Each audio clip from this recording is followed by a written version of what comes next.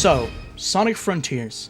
This is a strange game because the longer I play this game and the longer we're stuck with it, the more my disdain for it grows. I want to start this video off with a couple of disclaimers and prefaces or whatever. First of all, if you like the game, that's fine. Genuinely, that's okay. I like it to a certain extent even. If it's your favorite game, I may have questions, but at the end of the day, it doesn't really matter. It's just a game. There are a lot of things to talk about with this game, so it's inevitable that I leave some things out, either on purpose or by accident. I will forget to leave out certain positives about a thing I deem to be largely a negative. It's just how it is. I'm not perfect. But with that out of the way, Sonic Frontiers. Now you may notice that this video is in 2026, and the game has now been out for over 3 years, so why am I now choosing to make a video on this game? Well, to put it simply, my thoughts on this game have changed a lot over this time span. When I first played it, I liked it. Quite a lot, actually. However, after that initial playthrough, my opinions on this game kept getting more and more negative, and recently I felt as though my enjoyment of the game reached an all-time low. So, here I am, 3 years late. What a strange game. So I want to say first off that the concept of an open world Sonic game is absolutely perfect. I have never seen a franchise better suited for this format, period. Just the concept of having this large playground with intentional platforming challenges scattered around, all built to accommodate Sonic's moveset, is a dream come true. Unfortunately, this is not that open world Sonic game I dreamed of. It's a damn shame too, because back in 2021, I was yearning for an open world Sonic game, and while I enjoyed that initial playthrough just because of the fact that I was playing an official open world Sonic game, I realized after that, oh wait, that's not what I wanted, like, at all. I'm gonna say real quick, yes, I know this game had no budget, yes, I know time crunches exist, yes, I know the team was small, but I'm not judging the game with the benefit of the doubt. I am judging this as a $60 Sonic game that wanted to be seen as a AAA game. Real quick, if you don't hate me by the end of this video, consider subscribing. I want to hit 10k by the end of the year, so let's get that ball rolling. I've also got a Patreon, which you can support for just $2.50 a month. Yeah, that's it. Back to it. I think the biggest issue I have first off is that this game is not really a Sonic game. Now, I'm not here to sit down and have a large discussion on what is not a Sonic game, because when you really get down to it, it's a completely arbitrary set of rules that have already been broken for decades, and plus the whole argument is largely null and void because if a Sonic game exists, that means it's a Sonic game. I hope you get what I mean though. Sonic Frontiers does not feel like a Sonic game. It has very few things from prior Sonic games, and the thing it does have, like the boost, work entirely different from how it did before. Now, while I have my gripes with boost games, the thing I'll always give Gens, Unleashed, and Colors is that they knew exactly what they were. Narrowing it to Gens and Unleashed, the boost in those games existed as a gimmick to make Sonic go extremely fast. That right there is the primary function of the boost. The gimmick of the boost games as a whole is that Sonic runs really fast. The only exception to this is Colors, as it's easily the slowest out of the boost games, yet it's aware of that and instead focuses on platforming more so than reactionary-based level design. But even then, you still had moments of spectacle where Sonic would go really fast. So the core idea was never lost. Frontiers ditches this completely and uses the boost as a run button similar to Lost World. What? And boosting doesn't even make you go ridiculously fast either. Now this wouldn't be a huge problem, after all I did mention earlier that Colors was noticeably slower with more of an emphasis on platforming. The problem is that Sonic Frontiers has zero emphasis on platforming. As a matter of fact, it's the second most automated game in the entire franchise right next to Forces. An open world Sonic game somehow is the second most automated game in the franchise. Let that sink in for a second. Because of this game retains exclusively the bad parts of the boost formula with none of the parts of those games that made them good.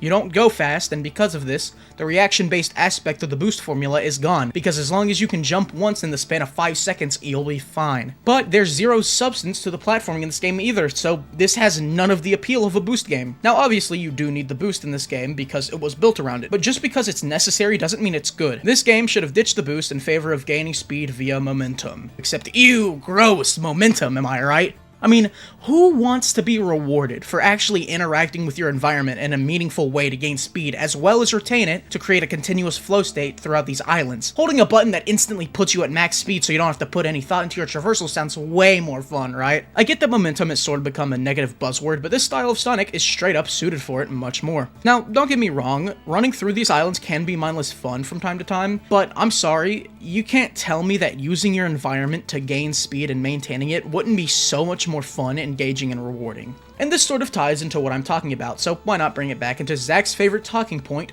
player expression. Now the first thing I'm gonna hear is that Sonic Frontiers does have player expression, and yeah, it does have a little bit of player expression. Every single Sonic game does. However, when you compare it to most Sonic games, mainly the classics, no, it really doesn't. The most player expression exists in these islands is spin dashing off a small piece of terrain that can act as a slope to get crazy airtime. Is this fun? Sure, absolutely. However, other Sonic games have this as the bare minimum of player expression. In Frontiers, it's the peak of it. It's a single action that you perform the exact same way every single time. You don't need to approach it with speed because, remember, no momentum. You just get close to a slope-esque thing, angle yourself up for just a split second, and spin dash. That's it. And it's like this every single time. Player expression is at the core of what makes Sonic games fun to replay, and it doesn't exist here. The only reason you're going to boot back up Frontiers is to run around these empty islands for a bit, and to replay Cyberspace, which, oh yeah, Cyberspace. I don't even have much to say about them. What else is there to say, really? Watered down versions of actually good Sonic stages that completely ruins any purpose they once had. Now, not that the original Cyberspace stages are much better either. So, unless you're a masochist, you won't be going back to this game for Cyberspace. If anything, you'll be going back to the islands, which also, get this, aren't very good. These islands can be divided into two parts essentially, the terrain and the platforming challenges. Did you know that originally there were no platforming challenges in this game? That's right, apparently they weren't even intended. The only reason they were added is because playtesters had the common sense to tell them that running around an open field with nothing to do isn't very fun. Insane. Now, the platforming challenges obviously make this game better, there's no beating around the bush, but they still are really bad. The best part about them is that they exist. The worst part about them is pretty much all of them suck. They're all just rinse and repeat spring, rail grind, rail switch, dash ring, dash pad, objects swapped in different orders to make for different level design. Because of this, each and every one of them are extremely bland and forgettable. If you can, think of a single bit of open world level design you like. If you can, great. Now think of 3. I bet you can't without really thinking for a bit. And if you can, I'm gonna bet that none of the individual sections are above a 6 out of 10. Another problem with these platforming challenges is that they are completely separate from the terrain. Why? This should not be the case. Now, while don't get me wrong, I think it's totally fine to have some floating rails and platforms from time to time, this game is exclusively floating rails and platforms. I hate that the terrain and platforming sections are usually completely separate from another. It makes both of them feel pointless. You could put any of these platforming challenges anywhere else around these islands and it would feel the exact same. Whereas, let's say you had to terraform the environments into platforming challenges, then you wouldn't be able to do that. These sections would stand out more and be more unique. And guess what? By terraforming these empty islands into terrain that accommodates a Sonic built for momentum, you would regain player expression. I think one thing that just drags this game down so much for me is the fact that they made an open world Sonic game with the least amount of player expression in a mainline Sonic game. I can't believe that. I am astounded by that. I truly am. I don't hate this game when you ignore every other Sonic game. When I played this game without thinking about what could have been or without taking the franchise's history into consideration, I thought it was good. Had this not have been a Sonic game, well, I wouldn't have played it. But say I did, I don't think I would have hated it. I would have played it, been like, that was alright, and moved on, because that's what I did initially when this game released. But because it is a Sonic game, because it's linked to over 30 years of games, and as I get a little older and think a bit more critically, it genuinely upsets me that a genre so perfectly fitted for Sonic did absolutely nothing that made the concept so appealing. This is not an open-world Sonic game. It's just an open world game. You can only lose so much of the plot, lose so many philosophies the series has or once had, and make me appreciate this as a Sonic game, because I just can't. I cannot appreciate this game. When I play this game for what it is, I don't love it, and when I think about what this game could have been, I hate it. Let's talk about combat for a second. Now, I'm going to keep this a bit brief, as I don't think I'm the most qualified to talk about this style of combat. I haven't played many games at all that this gameplay style is clearly trying to replicate. I've never played a DMC, nothing like that. This doesn't stop me from having gripes with it, though. Now, the most obvious thing is that the combat is very basic, and there's pretty much no point in mixing up your moves when you can just spam A. Just another reason this game has horrible player expression, by the way. And while these are obvious problems, I think a problem I've started to have is that combat does not flow with the rest of this game, at all. Ideally, combat in Sonic should be quick, flashy, and most importantly, it shouldn't stop you. When I'm running on Kronos and see an enemy, I just run past it, because guess what? I want to keep running. I think it'd be the coolest shit ever if I could keep running, keep moving, as I'm beating their ass. Let me get close to one of these guys as I'm running and fucking grab them and throw them in front of me.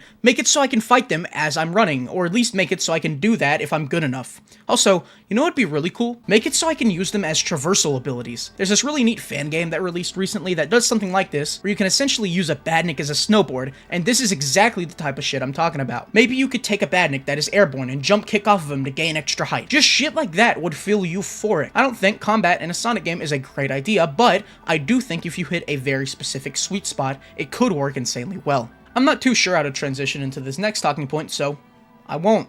I think the Sonic fandom is way too complacent. The second they play a game that's good enough, they want to shut out any arguments or negativity surrounding the game because it's good, guys, you're crazy. I think the problem a lot of these people have is that they don't take a look at what could be improved, or what could be better. So they take a look at the game they enjoy as the best case scenario. I bet there's a lot of people that know about people like me who want to see momentum in an open world Sonic game and don't really care because, well, it's already good enough as is. I hate that people settle for this. I guarantee that the second we get a Sonic game that's truly above average, you will see people saying, wow, this is so much better. I can't believe we settled for this. People would like momentum in their open world Sonic game because guess what? It's really fun and rewarding. If you like Frontiers, I genuinely cannot fathom you disliking a potential sequel where everything I've actually said happens. This whole mindset goes past just the gameplay as well. Not really related to Frontiers, but I've seen a lot of people grow really annoyed at the model discourse because they think the current model isn't that bad. I'm telling you right now, if they introduce a new model that's actually good, these people will turn right around and say that exact thing. I can't believe we settled for that model for so long. It's complacency, and it's killing Sonic discourse. I see people constantly defend Frontiers off of the basis that it saved the franchise, or it's so incredibly well. While both of these things are nice,